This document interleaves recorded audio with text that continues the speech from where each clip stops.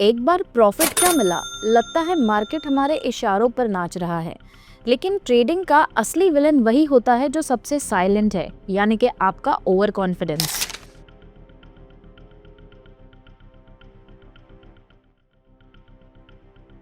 पिछले एपिसोड में हमने बात की थी फोमो की, यानी कि फियर ऑफ मिसिंग आउट।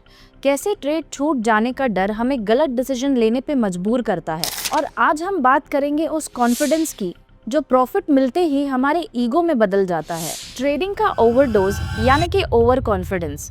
जब अपना हर ट्रेड प्रॉफिट में जाने लगता है तो लगता है कि जैसे मैं ही मार्केट का राजा हूँ। बट यही माइंडसेट देता है आपको सबसे बड़ा रिस्क। ओवर कॉन्फिडेंस एक साइकोलॉजिकल ट्रैप है जहाँ ट्रेडर सोचता है कि उसका प्रेडिक्शन कभी गलत हो ही नहीं सकता। चलिए इसके पीछे का साइंस समझते हैं।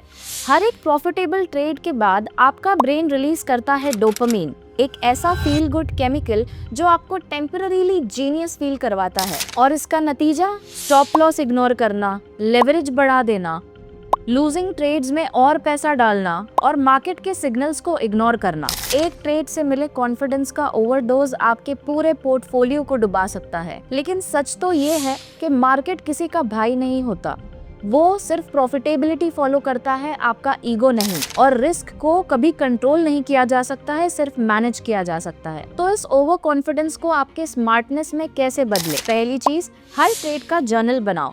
जब आप अपने ट्रेड्स जर्नल में लिख के रखते हैं तो आप अपने पास्ट में किए हुए गलती को सुधार कर आगे फ्यूचर में वो गलती दोहराते नहीं है। प्रॉफिट और लॉस दोनों को ऑब्जेक्टिवली रिव्यू करो। अक्सर ऐसा होता है कि हम हमारे लॉसेस को इग्नोर करना चाहते हैं ताकि हम बुरा फील ना करें, मगर लॉसेस और प्रॉफिट्स दोनों को गो थ्रू करना बहुत जरूरी है।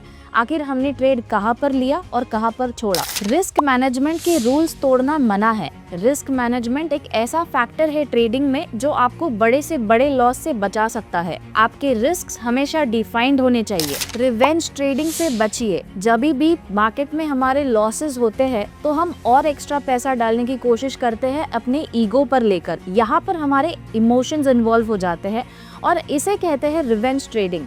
Last but not least, regular breaks लीजिए, अपने माइंड को रीसेट करिए।